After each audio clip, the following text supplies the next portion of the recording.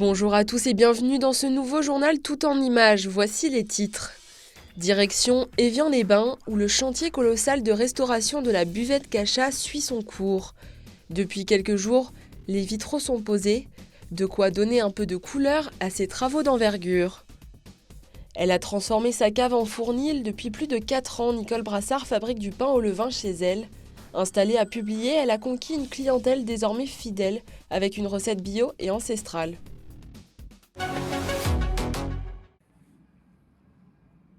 Lancé en décembre 2021, le chantier de restauration de la buvette Cachat à Évian a aujourd'hui des airs de quincaillerie géante. Mais dans cet enchevêtrement de ferraille, de cuivre, d'acier ou encore de bois, la décomposition attire désormais l'œil en apportant de la couleur à l'édifice. En effet, depuis quelques jours, la délicate étape de réinstallation des vitraux est en cours, avec son lot de contraintes. La complexité était de retrouver les textures et les différentes couleurs de verre qui ne se font plus au jour d'aujourd'hui. En associant un verre de couleur et un verre texturé blanc, la superposition des deux verres s'accommodait bien avec la teinte ancienne en fait. Et donc du coup nous sommes partis sur ce système-là de faire un doublage de verre, donc un verre de couleur et un verre texturé blanc, pour s'approcher au mieux de la teinte ancienne. La buvette Cachat, qui fait face à la source du même nom, est le symbole du patrimoine d'Évian-les-Bains. Construite en 1905, elle attirait à l'époque les curistes en nombre dans sa grande halle. Propriétaire de ce monument historique, la ville entend lui redonner son lustre d'antan. L'idée est de revenir à ce qui se passait avant, un endroit où on peut se poser, on peut découvrir, on peut faire de la musique, on peut faire une exposition. Et puis une action qui me tient à cœur, c'est que nous sommes en train de travailler avec la PEI et pour faire un genre café où les gens seront servis par des gens en situation de handicap. L'idée est de vraiment permettre à tout le monde de s'emparer de ce lieu magique. La première partie de ces travaux d'envergure entre donc dans sa dernière ligne droite, avec la mise en place des vitraux. Très prochainement, les nombreux échafaudages seront retirés à leur tour, ce qui donnera au chantier une toute autre image. Il sera alors temps de s'attaquer aux phases suivantes, l'objectif étant une inauguration à l'été 2025. On sera dans les temps. En octobre, la phase de la reconstruction du promenoir. Donc sur ce côté, c'est l'aile du U, pour refaire le U, une aile qui avait brûlé dans les années 60. Après la phase 4 qui va être les travaux de l'intérieur, tout ce qui est seconde œuvre. Et puis la dernière phase, le parvis et l'aménagement extérieur. Le coût total de cette restauration s'élève à plus de 10 millions d'euros, financé à hauteur de 50% par l'État, la région Auvergne-Rhône-Alpes, le département de Haute-Savoie et d'autres partenaires. La commune d'Évian-les-Bains ayant la seconde moitié à sa charge. Et sachez qu'une souscription publique par mécénat est toujours possible via la Fondation du patrimoine.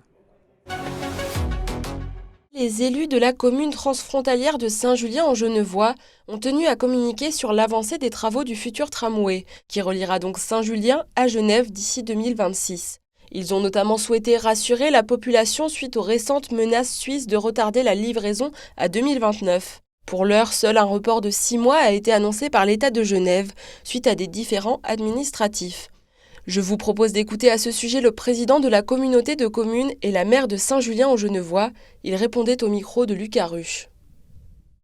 Alors le projet ira jusqu'au bout, ça il n'y a pas de doute, il y a des engagements écrits de l'État de Genève, il y a des lois qui sont votées côté suisse, des lois de finances, donc il ira jusqu'au bout. Après, personne ne peut s'engager sur le calendrier judiciaire, c'est quelque chose que personne ne peut maîtriser, donc à part des annonces de réaffirmer une conviction qu'on continue, et que l'État de Genève est déterminé à le faire, on peut aller difficilement au-delà. J'ai aucun doute sur la réalisation du projet, j'ai aucun doute sur la détermination de l'État de Genève à aller jusqu'au bout et à se donner les moyens de trouver les solutions puisqu'on travaille avec eux. Mais je constate que c'est le principe de séparation des pouvoirs, le calendrier judiciaire, on ne le maîtrise pas et on va tout faire pour que ce soit le plus raccourci. Les travaux en ce moment pour les réseaux avancent très bien, avancent dans les délais. C'est extrêmement compliqué pour la population, ça c'est sûr. Ça va être compliqué encore pendant un moment, ça c'est sûr aussi. Mais l'objectif c'est 2026 et qu'après, je pense qu'en 2027, 2028 et bien après, on oubliera toute cette période difficile parce que ce tram, donc cette ligne de vie entre Saint-Julien et Genève, deux territoires qui doivent travailler ensemble, qui fonctionnent ensemble. Voilà, pour nous, on est serein, vraiment. 7h15, Antoine et Nicolas s'apprêtent à utiliser pour la première fois l'application Blablacar Daily pour se rendre sur leur lieu de travail.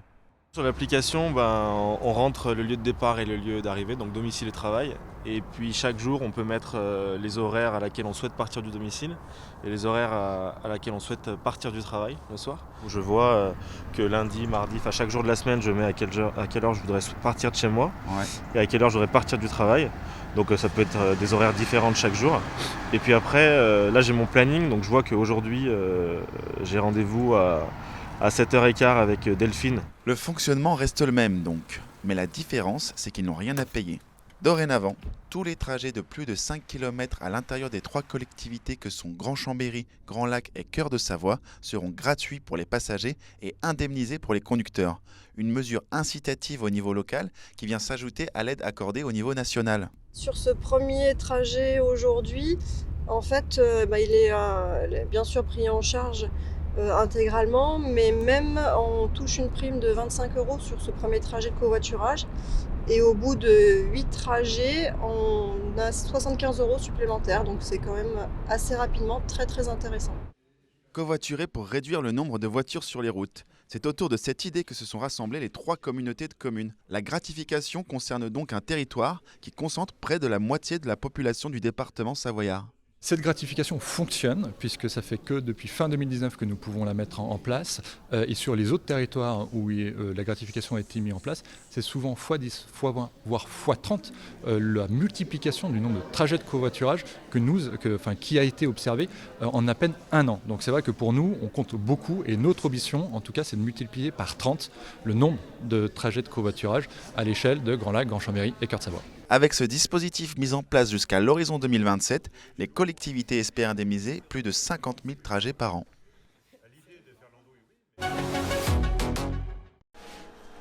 Une odeur réconfortante, une apparence alléchante, le pain de Nicole a l'aspect que l'on connaît bien de cette star de la gastronomie française.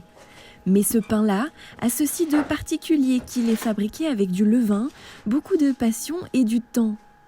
Le bon pain pour moi, c'est un pain qui est fait avec de la farine, avec de l'eau et du sel, sans conservateur, sans de produits chimiques, sans quoi que ce soit. C'est le pain d'antan. C'est un pain qui se conserve bien, c'est un pain qui a de l'arôme. Le plus important en dehors du levain, c'est le temps. C'est le temps. Il faut vraiment, et on est à une époque en fait où on n'a plus le temps, ce qui fait que justement on essaye d'accélérer un petit peu toutes ces productions. Pour accélérer, on met des choses qui ne sont pas top dans les farines, etc. Et voilà, parce que le temps c'est de l'argent et puis les gens n'ont plus de temps, quoi.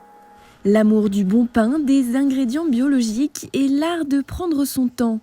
Voilà donc la recette secrète de Nicole. Ancienne manipulatrice en radiologie, elle a troqué sa blouse pour un tablier il y a 4 ans. Elle s'est formée à Sisteron dans une école spécialisée dans la fabrication au levain, unique en Europe. Je me suis inscrite, il y avait une année et demie d'attente parce que c'est une toute petite école. J'y suis rentrée en 2018. J'ai fait cet apprentissage qui était vraiment pour moi un cadeau parce que c'était une école qui était située dans les montagnes, parmi les moutons, où on nous apprend à travailler avec des bons produits, travailler en conscience, travailler vraiment avec des belles choses et aussi de respecter les matières. De retour à publier en Haute-Savoie, Nicole a transformé la cave de sa maison en fournil. 25 mètres carrés pour pétrir, façonner et faire cuire des pains disponibles uniquement sur commande et vendus devant sa porte. J'ai un site qui s'appelle Cagette et qui m'a rendu bien des services parce que ça me permet un petit peu de limiter les commandes par rapport à ma possibilité de production. Au maximum, je peux faire 200, je suis allée même à Noël jusqu'à 250 kg de pain, mais c'est vraiment le maximum que je puisse faire. Et puis en fait, avec ce site, le dimanche matin, moi je remplis ma cagette et les clients peuvent commander à partir du dimanche midi. Et de là, ils ont tous les pains qui sont disponibles. J'arrête mes commandes le mercredi midi et le mercredi midi, je commence à faire mes levains pour ma production de fin de semaine. Et au fournil, ce sont les clients devenus des amis qui mettent eux-mêmes la main à la pâte. Je le fais avec beaucoup de plaisir parce que Nicole, c'est une très très belle personne.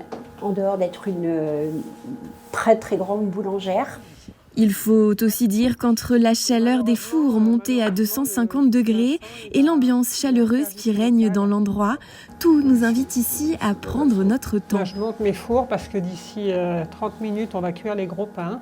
Ces produits d'exception sont fabriqués entre deux sources, celle de Thonon et celle d'Évian. Ils portent donc bien leur nom. C'est déjà la fin de cette édition, merci à tous de l'avoir suivi. Tout de suite, vous retrouvez la météo de Thierry Paulme. Rendez-vous lundi pour votre journal. D'ici là, passez un bon week-end et prenez soin de vous.